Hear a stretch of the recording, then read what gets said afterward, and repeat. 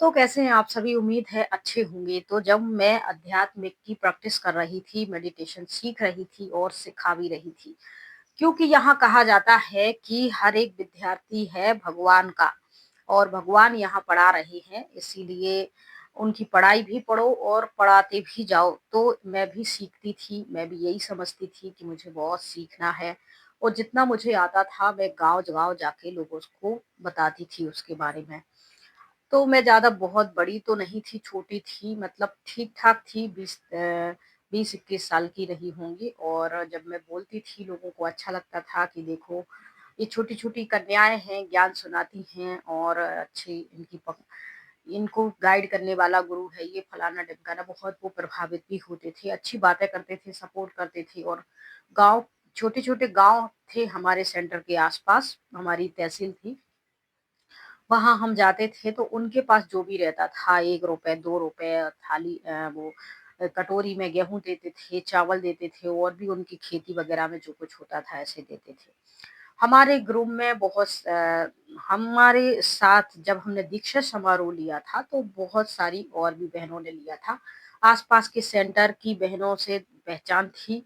हमारी ही age group की जो बहनें थीं, हमारे समर्पण समारोह की जो बहनें थीं, उन वो आस-पास की उनसे कुछ जान-पहचान थी। हम लोग ट्रेनिंग में कुछ बहनें 8-10 की बहनें ग्रुप में ट्रेनिंग करने साथ में गई थी और कई बार हम भट्टी वगैरह में भी साथ गई, तो वहाँ मिलना होता था आया लो। तो हम लोग मिलते थे, गार्डन में बैठते थे, बातें करते थे, गपशप एक-दूसरे की सेंटर जैसे बड़ी बहनों का रहता था, वो गपशप करती थी, अपनी छोटी बहनों के बारे में, सेवाओं के बारे में बात करती थी, उनके स्वभाव संस्कार के, ऐसे हम लोग भी बात करते थे। तो मेरी ही जान-पहचान में 4-5 और मेरी जैसी लड़कियाँ थीं, तो एक तो मेरे सामने ही चली गई थी, छोड़ के शादी कर ली थी दूसरे सेंटर की, एक रह गई थी। वो बहुत काम करती थी, वो पढ़ी-लिखी थी जो चली गई थी। हम लोग मिले थे, उसने बताया था दोनों की बहुत अच्छे से बनती थी, वो 2 रहती थी, हम भी 2 रहते थे, लेकिन हम थोड़े से उनसे छोटे थे, हम लोगों की इतनी फ्रेंडशिप टाइप की नहीं थी और वो अलग रहती थी, हम अलग रहते थे। हम 3 बहनें एक सेंटर पे थी और तीनों के अलग-अलग थे। कभी-कभार हमारा इकट्ठा होना पड़ता था। तो वो बातें कर रही थी, वो भी पढ़ी-लिखी थी। मैं उस समय कभी-कभी कॉलेज जॉइन की हुई थी। मैं सफ़ेद ड्रेस में ही जाती थी और वहाँ से पढ़ने एग्ज़ाम वग़ैरह जो भी कॉलेज के जो भी ड्रेस कोड था वो मैंने नहीं, प्रिंसिपल से बात कर ली थी कि मैं तो स्पिरिचुअल टीचर हूँ, पढ़ाती भी हूँ। तो मेरा पढ़ने का मन है तो मैं इसी ड्रेस कोड में पढ़ूँगी। तो उन्होंने परमिशन दे दी थी। तो मैं व्हाइट ड्रेस पहन के भगवान का जो भी वहाँ का बैच था वो लगा के जाती थी और पढ़ाई करती थी। तो महीने में 1-2 बार कॉलेज जाती थी। उतने में ही सब स्टूडेंट थे। तो दीदी कहती थी ऐसे सफ़ेद साड़ी में जाओ सफ़ेद, और मेरा भी मन था कि चलो यहाँ सफ़ेद साड़ी, सफ़ेद में जाएँगे तो यहाँ सब लोग जो हैं उन तक संदेश जाएगा, हमारी ऑर्गेनाइज़ेशन का एक प्रभाव पड़ेगा। तो ऐसे ग्रुप था हमारा। और जैसे कि हमने पिछली वीडियो में आपको बताया ही है कि जब तक आप स्वस्थ हो, शारीरिक रूप से काम कर रहे हो, वाचा से भी काम कर रहे हो, आप लोगों से मिल रहे हो, उन्हें प्रभावित कर रहे हो, बातचीत कर रहे हो, मेडिटेशन सिखा रहे हो, शारीरिक रूप से घर में श्रम कर रहे हो, यानी सेंटर है जो वहाँ श्रम कर रहे हो, ये सब कुछ आराम से चल रहा है, तब तक तो तुम ठीक हो। जहाँ तुम्हारे ऊपर 10-20 रुपया मिनिमम, आप सोचिए इस बात को, जहाँ 100-500 खर्च करने की बात आ जाएगी, तो वहाँ लोग कैसे हाथ खड़े कर लेते हैं, आपकी बहन जो आपसे पूरा लाभ ले रही है। और 10-20 रुपए खर्च में भी इनको पसीने निकल आते थे। यानी वो भी तुम या तो पैदल जाओ 5 किलोमीटर या फिर ऑटो भाड़ा खुद निकालो। वहाँ जाओ, लोगों को ज्ञान सुनाओ, वहाँ से जो भी तुम्हें दान दक्षिणा मिले उसको तुम यूज़ करो, उसी में से तुम्हें बहन के हाथ में भी रखना है। अब तुम इसमें से कहीं से फल लेके नहीं खा सकते, जूस नहीं पी सकते। तुम यहाँ से, आपको सर्दी, खाँसी, जुकाम है, बदन दर्द है, आपको बुखार है, तो तुम उसमें से नहीं, वो हिसाब दीदी को दो। और एक्स्ट्रा तुम्हें खर्चा के लिए चाहिए है तो वो, कहने को तो ये होता है कि जब हमारे पास है तो हम यज्ञ से हम खा रहे हैं जैसे वो खाएगी, हम जैसे कपड़े पहन रहे हैं वो पहनेगी, पर ऐसा होता नहीं है। छोटी बहनों से कहा जाता है कि तुम एक तो लेट आई हो, बहुत समय हो चुका है, ऊपर से तुम्हारे पास समय भी बहुत कम है, तो तुम्हें बहुत ज़्यादा एक्स्ट्रा सेवा करनी चाहिए और तुम यज्ञ का 1 रुपया भी खाओगी यहाँ का तो तुम बोझ चढ़ जाएगा पिछले ही जन्मों का तुम्हारे ऊपर। इतना माना डरा के, इतना ब्रेन वॉश करके रखते थे, इतना टॉर्चर करके कि मैं भी डर लगता था अंदर से कि हमें यहाँ से नहीं लेना है। तो कुछ भी हुआ, घर भाग के जाओ। वैसे नष्टो मोहा बन के रहो, माता-पिता, भाई-बहन कोई नहीं है, कर्म बंधन है और जब पैसों की ज़रूरत पड़ती तब घर जाओ। पैसे चाहिए, दवाई के लिए चाहिए हैं आपके लिए, घूमने-फिरने के लिए चाहिए, आपको कहीं जाना है ट्रेन से, बस से, ऑटो से तो उसका किराया, ये घर से लेके आओ। अगर तुम घर के लोगों का धन ले आओगी तो घर के लोगों की बुद्धि भी लगेगी, क्योंकि इनका एक मंत्र रहता है कि जहाँ तुम लोगों का धन जाएगा वहीं उनका मन जाएगा। तो तुम इस तरीके से कैसे न कैसे तरीके से धन ले आओ। और बात बिल्कुल सही है कि अगर व्यक्ति यहाँ धन लगाएगा तो उसका मन भी लगेगा। वो मन लगा रहेगा तो जिस व्यक्ति का लगा है, जो फँसा पड़ा है, वो तो भई तारीफ के पुलंदा ही बाँधता रहेगा, बुराई तो करेगा नहीं, क्योंकि उसका धन लगा है तो उसका मन भी वहीं लगा है। और जब तक वो व्यक्ति धन दे रहा है तो वो उनके लिए अच्छा है और वो उनके साथ अच्छा व्यवहार कर रहा है, तो उन्हें लगता है कि सारी दुनिया के सभी जगह यही अच्छा एक स्वर्गीय माहौल व्यवहार है जो उनके साथ किया जा रहा है। लेकिन जब वहाँ सरेंडर रूप से रहने लगते हैं और जब आप के पास आपको टॉर्चर किया जाता है तब पता चलता है। तो मेरे जो ग्रुप की थी, वो भी एक चली गई थी इन सब चीज़ों से परेशान होके, तंग, क्योंकि बीमार हो जाओ तो घर भेजो। एक और थी छोटी-सी गोल-मटोल सी प्यारी-सी लगती थी, क्यूट सी, वो इतना काम करती थी, 3 बजे से उठ जाती, 3 बजे से रात के 11-12 बजे सोती।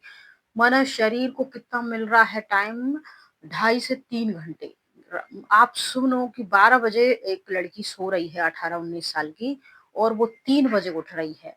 तो 12 से 1, 2, 3, 3 घंटे, 24 घंटे में से वो 3 घंटे सो रही है।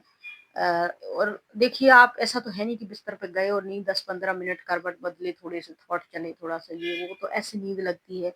और फिर अलार्म लगा के रखा है, 3 बजे उठ रही है, फिर उठ रही है, ब्रश कर रही, घूम रही, फिर रही, फ्रेश हो रही है, तो नहा धो रही, कपड़े धो रही, 4 बजा ली उसने। 1 घंटा फिर जाके मेडिटेशन कर रही है और फिर वहाँ से साढ़े 5 बजे आ रही, 4 से साढ़े 5 तक मेडिटेशन, फिर घूम फिर रही, चाय पे थोड़ा-सा चाय-वाय, लाई वगैरह खाई और फिर से चली गई, क्लास हुई, मेडिटेशन कर रही है 6 बजे से 7 बजे तक, फिर क्लास 8 बजे तक, फिर नाश्ता, फिर उसके बाद मंथन और फिर ये ट्रेनिंग में मैंने उसे देखा, हालाँकि हम सबके लिए एक जैसे रूल थे। पर वो ऐसे करती। इसके बाद भट्टियों में भी मैंने उसे देखा कि वो भट्टी में दीदियों के लिए 3 बजे से उठ रही है। पहले खुद अपना सब कुछ कर रही है, फिर किचन जा रही है, फिर वहाँ से चाय भर के ले आ रही है। हालाँकि हम भी ये सब कुछ करते थे। लेकिन हम उसको देखते, क्योंकि अपन करते हैं तो उतना दिखाई नहीं देता, लेकिन सामने वाले को कर देखते हैं तो फिर समझ में आता है कि कितना हो रहा है। और जब खुद कर रहे हैं तो समझ में नहीं, जैसे घरों में हम काम करते हैं सुबह से शाम तक, लेकिन काम 2-4 ही रहते हैं, रोज के कॉमन ही रहते हैं, लेकिन उसमें पूरा 12-13 घंटा चला जाता है और लोगों की नज़रों में आता है कि करती क्या हो?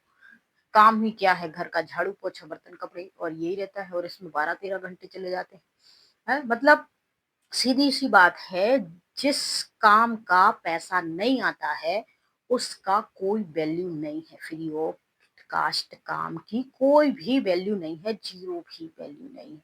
ज़ीरो की फिर भी वैल्यू है, अंक में, गणित में ज़ीरो के बिना आगे आप नहीं बढ़ सकते, लेकिन हाँ, जिस काम को करने से इनकम जनरेट नहीं होती, पैसे नहीं आते हैं, दुनिया संसार हो, घर परिवार हो, कुछ भी हो, उसकी कोई वैल्यू नहीं होती, बात समझ लो। इसलिए आप घर में भी काम कर रहे हैं, वो अच्छी बात है, गृहिणियों ने अपना काम चुन लिया है, लेकिन साथ-साथ 1 पैसे का, 1 रुपए का आप अलग से भी ऐसा काम करो जिससे इनकम जनरेट हो। अगर आपको आत्मसम्मान से सर उठा के जीना है तो। ये बात मुझे बहुत जल्दी समझ में आ गई थी, क्योंकि जब सेवा के लिए जाते थे, जब छोटे 1-1 रुपए के लिए परेशान होते थे, तब मुझे पता चल चुकी थी इसकी वैल्यू। और ज्ञान से पहले ही घरों में भी पता चल चुकी थी, क्योंकि हमें पढ़ने का शौक था, लेकिन पैसों की वजह से पढ़ नहीं पाए थे। अच्छी स्कूल, अच्छी कोचिंग, अच्छी ये सब कुछ हम ले नहीं पाए थे। पढ़ने का बहुत शौक था, हर जगह पैसे आड़े आ जाते थे, तो पैसों की वैल्यू मुझे शुरू से पता थी। तो मैं सोच समझ के, मेरे मन में यही था कि करना तो है बहुत कुछ, लेकिन पैसे भी आने चाहिए। और मैं करती भी थी, आते थे, लेकिन जब मैं ऐसी स्पिरिचुअल जगह पे चली गई तो वहाँ मेरे थॉट बदल चुके थे। मुझे लग रहा था, मुझे यहाँ लोगों की मदद करनी है। मुझे दुखी, परेशान, तड़पते जो परेशान हैं, उन लोगों को मोटिवेट करके जीने की राह दिखानी है। लेकिन फिर यहाँ पैसों की बात आ जाती है। दीदी कहती है कि इन सब चीज़ों के अलावा ज़्यादा से ज़्यादा कन्विंस धन निकालने पर करना है लोगों को, क्योंकि वो देंगे नहीं। और ये बात सच है। जो जो कंपनियां होती हैं, जो बीमाएं करवाती हैं, आप देखिए हर तरीके के, ज़्यादातर उसमें हेल्थ इंश्योरेंस कंपनी ज़्यादातर रहती हैं, क्योंकि व्यक्ति को स्वस्थ रहना है। ऐसा उनको दिमाग में डाला जाता है, स्कैम किया जाता है कि तुम अस्वस्थ होगे तो अचानक से पैसे कहाँ से आएंगे। उनको बताया जाता है कि ये सब, तो बताया जाता है कि सेंटर है, कभी भी देखो विनाश आ जाएगा, साल 6 महीना के लिए कर्फ्यू लग जाएगा, महामारी फैल जाएगी, फिर इतना कबर रखना है। भगवान ने कहा है कि तुम्हारे पास कम से कम 6 महीने का स्टॉक होना चाहिए, ताकि कोई भी कर्फ्यू लग जाए, बीमारी आ जाए, और तो फिर तुम घर में रहो, तपस्या कर सको, खाते पीते रहो। इसलिए तो ये सब, और लोग ऐसे ही 1-2 रुपया देंगे, उससे काम नहीं चलेगा। तो ज्यादा से ज्यादा ज्ञान के साथ साथ ऐसा कन्विंस करो कि वो धन निकालें। तो यहाँ भी जब धन की बात आ जाती है तो मुझे पता चलता है कि चाहे दुनिया संसार हो, चाहे आप कहीं आध्यात्मिक जगह पे गए हो, कहीं भी बिना धन के अलावा कुछ नहीं हो सकता है। लेकिन धन जब बहुत ज्यादा आने लगता है तो इंसान की लालच बढ़ जाती है, और जब लालच बढ़ जाती है, धन आ जाता है, तो फिर इंसान गलत राह पे चला जाता है। चाहे वो भूल जाता है कि वो किस पोजीशन में है। यही होता है जब सब लोग चारों तरफ से पैसा आता है, तो ये पैसा हमें बहुत ज़्यादा शारीरिक श्रम से नहीं हम इसको कमाते हैं। हम लोगों से मीठी मीठी बातें करते हैं, कन्विंस करते हैं, उनको बताते हैं कि देखो स्वर्ग में तुम्हारे ये है, आज तुम गरीब हो, तुमने पिछले जन्म में कुछ नहीं किया था, इसमें भी तुम कुछ नहीं कर रहे हो, इसलिए अगले जन्म में भी तुम गरीब रहोगे, तो तुम्हें धन लगाना चाहिए। इसके अलावा धन लगाओगे तो तुम्हारी 7 पीढ़ियां सुधरेंगी, तुम्हारे 21 जन्म सुधरेंगे, और तुम्हें स्वर्ग की बादशाही मिलेगी। फलाना, मतलब कैसे भी करके इतना उसको इम्प्रेस कन्वेंस इतना कर दो कि वो कुछ ना कुछ जो भी उसके पास उसने दबा के रखा है वो सब वो निकाल दे, दे दे। और उसके बाद उसका जो भी हो वो जाने, उसकी जीवन जाने। कहने को तो जिंदगी का एक पल का भी भरोसा नहीं है, लेकिन अगर तुम्हारे पास 10-15 साल भी हैं जीने के लिए, तो उसमें भी 1 महीने अगर तुम्हें खाने पीने को ना मिले, पहनने को ना मिले, 1 रुपया तुम्हारे पास ना हो, तो तुम 1 महीने में ही जहन्नुम जैसा देख लोगे, अपने नर्क जैसी जिंदगी देख लोगे। 2-4 दिन भी भूखे प्यासे नहीं गुजर पाएंगे। तो इन सब के लिए ये सब चीजें होती हैं। विनाश होगा 10 साल बाद, 20 साल बाद, ये तो हम कह देते हैं कि भाई 10 साल बाद विनाश होगा, लेकिन उसमें हम फिर ये भी कह देते हैं कि तो अपनी सांसों का क्या भरोसा, वो तो अभी भी खत्म हो सकती हैं, इसीलिए अपने पास जो है तो वो अभी निकाल दो। ये सारी चीजें होती हैं। तो धीरे धीरे वो लड़की जो थी वो इतना करती रहती थी बेचारी। वो अ, जब हम कुछ करते रहते, शरीर पे ध्यान नहीं देते, देखिए युवा रहते हैं तो गर्म खून रहता है, एनर्जी एक्स्ट्रा रहती है, लेकिन जब हम उसको रगड़ते जाएंगे, गाड़ी को पेट्रोल डालेंगे नहीं, सर्विसिंग करवाएंगे नहीं, डीजल डालेंगे नहीं, रगड़ते रहेंगे, तो धीरे धीरे वो घिस जाएगी, और इतनी खराब कंडीशन पे वो आ जाएगी कि बहुत सारा उस गाड़ी के लिए खर्चा होने वाला है। ये शरीर के लिए मैं बात कर रही हूँ कि आप जोश में अपने जवानी में आप बहुत सारा श्रम कर लेते हो, लेकिन शरीर को फिट नहीं रखते हो, एक्सरसाइज नहीं करते हो, और आप खाना पीना टाइम से नहीं खाते हो, आप एक प्रॉपर प्रोटीन भरी और फाइबर वाली डाइट फॉलो नहीं करते हो, बस शरीर को रगड़ते रहते हो। धीरे धीरे आपके शरीर के अंदर जो नेचुरल तत्व थे वो खत्म हो जाते हैं, और स्थिति ऐसी आ जाती है एक टाइम पे कि आपके शरीर को बहुत सारी चीज़ों की, रेस्ट की भी ज़रूरत होती है, ब्लड की भी ज़रूरत, हीमोग्लोबिन की भी ज़रूरत होती है, और जो शरीर डैमेज हो गया है अंदर से, किडनी फिडनी ये सब चीज़ें, उनके लिए साल 6 महीना आपको रेस्ट। अब इतना कहाँ मिल रहा है सेंटर पे या फिर घर पे, कहीं भी आप ले लो, घर पे भी इतना बहुत अच्छे माता पिता होंगे, पैसे वाले संपन्न, और अनायास कुछ हो गया तो वो आपकी सेवा कर देंगे। बाकी आप और किसी दूसरी जगह बिल्कुल ये एक्सपेक्ट मत कीजिए किसी भी इंसान से या दूसरी जगह से, अपनों से या परायों से या रिश्तेदारों से या समाज से, कि वो साल 6 महीना आपकी सेवा कर देंगे और पैसे भी लगा देंगे। बहुत रेयर माइंड एकाध होगा लाखों करोड़ों में जो वो ये कह सके कि अनजान लोगों ने उनकी इतनी हेल्प करी है। तो ये सारी चीजें होती हैं, और फिर धीरे धीरे वो लड़की इतनी बीमार हो जाती है, फिर उसको ऐसे ताबीज खिला पहना दिया, कहीं झाड़ फूक करवा दी, कहीं कुछ करवा दिया। धीरे-धीरे लड़की वो थी सो शी इज़ नो मोर, वो नहीं रही। मुझे पता चला ये सब मेरे साथ उस समय चल रहा था धीरे-धीरे ये सब धीरे-धीरे मेरा माउंट आबू जाना बंद हो गया था और अपनी फ्रेंड सलीम से मिलना, बात-सी आदान-प्रदान क्योंकि मैंने लास्ट में जो वक़्त गुज़ारा था मुझसे कहा गया था कि तुम्हें किसी से कॉन्टैक्ट नहीं करना है, जैसे मैं कोई गुनहगार हूँ। ऊपर से जब मैं सबसे डिटैच होकर अपना सेवाएँ कर रही थी, अपने किसी से कोई बात नहीं कर रही थी, तो यहाँ दूसरा ही माहौल चल रहा था। दीदी मेरे जो कैरेक्टर के खिलाफ धीरे-धीरे लोगों के मन में ज़हर घोल रही थी और ये सब 1 साल तक चला।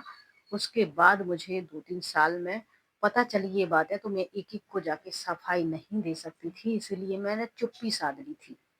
लोग आते थे, बहन-भाई मेरी माँ से आके सवाल पूछते, मेरे पिता से आके सवाल पूछते, दीदी कहाँ हैं? क्या कर रही हैं? सेंटर क्यों छोड़ा? शादी कर दी है या पढ़ रही हैं या क्या? तमाम क्वेश्चन उन लोगों ने भी बहुत कुछ फेस करा है इन लोगों की वजह से। और फिर मैं धीरे-धीरे अब आप ही बताइए कि मैं यहाँ सोशल मीडिया पे आके, यूट्यूब पे आके अगर मैं नहीं वीडियो बनाऊँ, नहीं तो फिर जो इतने सारे लोग थे जिनके मन में मुझसे जुड़े हुए थे, सवाल थे जो मेरे पेरेंट्स से कर रहे थे, जो मुझसे भी कर रहे थे, मैं किस-किस का क्या-क्या जवाब देती।